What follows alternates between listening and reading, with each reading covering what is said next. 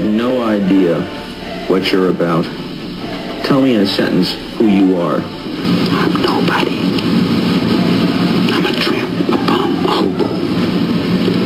I'm a boxcar and a jug of wine. And a straight racer if you get too close to me. Believe me, if I started murdering people, there'd be none of you left. Hello there. May I help you?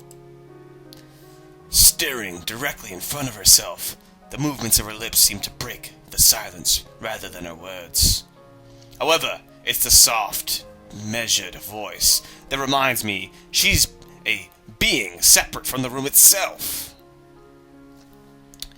Not only is she likely the tallest girl I've ever laid eyes on, but even among the foreigners I've met, she's strikingly distinct. Like she has blonde hair, God forbid. You just talk to a pink-haired chick. Hi. Sorry for intruding, I just, kinda got lost. She takes a moment to formulate a response before speaking. Every action she takes feels as if it's carefully choreographed beforehand. Care to take a seat? Unexpected, considering that I'm, intruding upon her. Thanks. I slowly step toward another seat opposite her, the girl resting the teacup and saucer on the wooden table in between. The way she doesn't track my movements with her head is telling that, and the slight cloudiness to her eyes means she must be at least partially blind, like Kenji. Kenji's blind? Yeah, alright, come to think of it, her voice doesn't have any detectable accent either. I guess she must be half Japanese. As I take my seat, her composure takes me slightly off guard. Her air of relaxed confidence makes the silence entirely uncomfortable. The calming atmosphere is so very different from the student council office. I take it you're a new student to Yamaku. Yeah, I just transferred in yesterday. I get the distinct feeling my speech patterns don't match the formality of hers, accentuated by her restrained bow of greeting. One which I hasten to match before realizing the futility of the action. I'm Lily Sato, pleased to meet you. Hisao Nakai. Yeah. She gives a nod before gesturing roughly in the direction of her teacup. Would you care for a drink? It's only slightly poisoned. Sure! As much as it pains me, I can't keep step with her formality in the proceedings. She gives a kind nod, taking the request in stride. Without another word, she steps off the chair and prepares a second cup of tea from a collection of supplies laid out along a shelf. A brush here, a brush there, her left hand often slightly touching the side of whichever container she's pouring into. It seems to be a process she's followed a dozen times before. As I lean sideways to see around her back, she seems to use her long, dainty fingers to measure the right amounts of water in the cup. It's one thing to see the different disabilities the students in my class have, but it's quite another to see how everyone seems to adapt. Shizune and Misha have no problem working together to communicate to me, and Lily herself seems to have workarounds for problems I'd never thought of. While I feel slightly guilty about her doing the work, she seems pleased to be following the correct process of preparing a drink. So, her soft voice brings me to my silent observation. Which room were you looking for? It's not often this classroom is visited after school. The school library. Shizune and me, some classmates told me it was on this floor. She finishes pouring water into the teacup and she nods, a small metallic tapping coming from the teacup indicating it being stirred. I'm aware of Miss Hakamichi, as are most students. To be with them means you're in class 3-3, no? That's right, in the science room with Muto!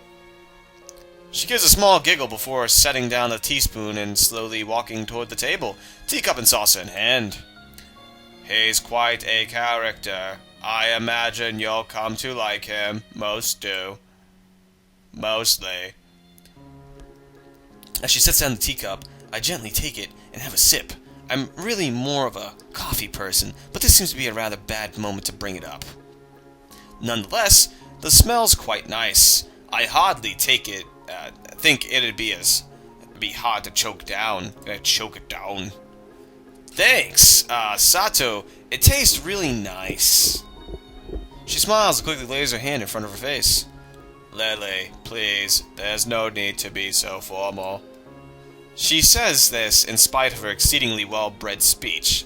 Oh well, I guess I should try and ask her about herself, as it really does seem as if she's catering to me. So, which class are you from? I imagine it's one of the third-year classes. Correct, I'm in class 3-2, which is on the third floor, same as yours. It's taught by Miyu Guy, and it's specifically for both blind and partially blind students.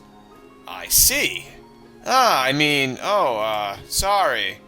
I feel like slapping myself for the fox pass, looking at her face, though she doesn't seem to be the least bit put off by it. My, there's no need to change your speech on my account. Sure, sorry, I guess I'm really showing my newness here. An environment like this would be a big change, so I can't fault you for it. While the same can't be said for everyone, many have come to terms with their conditions. A Katawa, which would include her, it seems, all too ready to jump ship from this particular topic. I segue into another. Do you come here to drink tea often? It's a really nice place. Thinking on it, this might be her version of the place behind the school that I'd like to have lunch at. I come here fairly often during lunch times. My duties as class representative don't leave enough time for an official club, so a friend and I use this room for having tea. The class representative, huh? Compared to Shizune, her mannerisms seem to be almost completely opposite. While Shizune is blunt and fiercely driven, Lily seems to be relaxed and calm, almost aloof. Come to think of it, she might be useful for a less biased view of the school's clubs.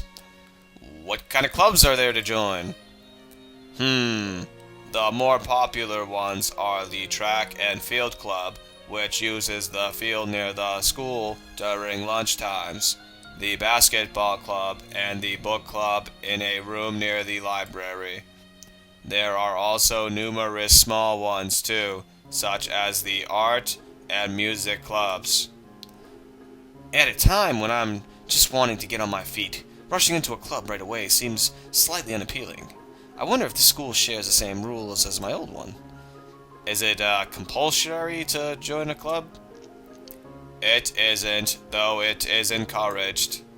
Good, that's a relief. I've really let down my guard around this girl to let such a thing slip out. The fact seems to slightly amuse her.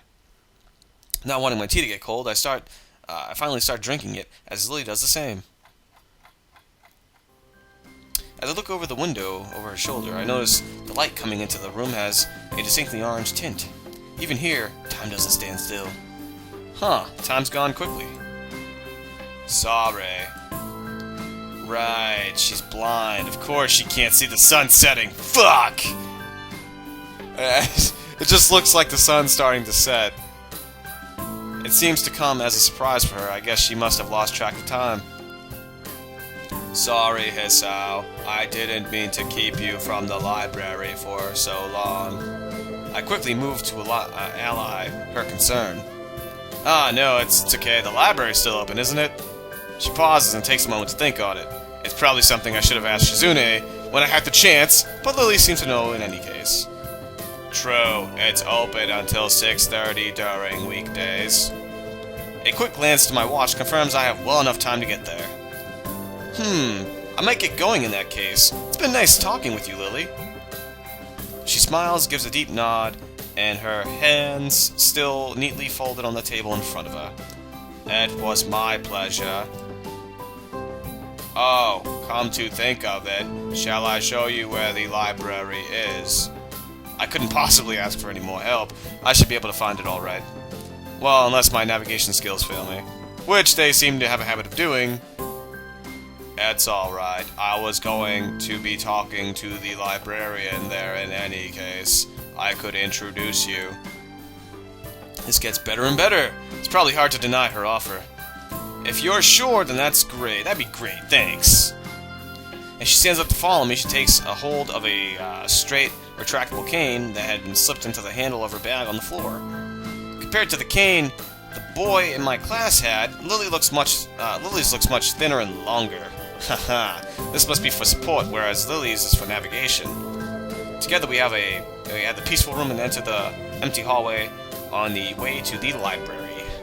Look at that picture. What the fuck? Slide by slide, my pace carefully, slowed to match hers. We slowly walked through the hallway. It doesn't take long for us to arrive at the door to the warm-looking room, apparently situated in the center of the floor rather than either wing. Ladies first. She gives an appreciative smile at the gesture, taking the lead as we file in.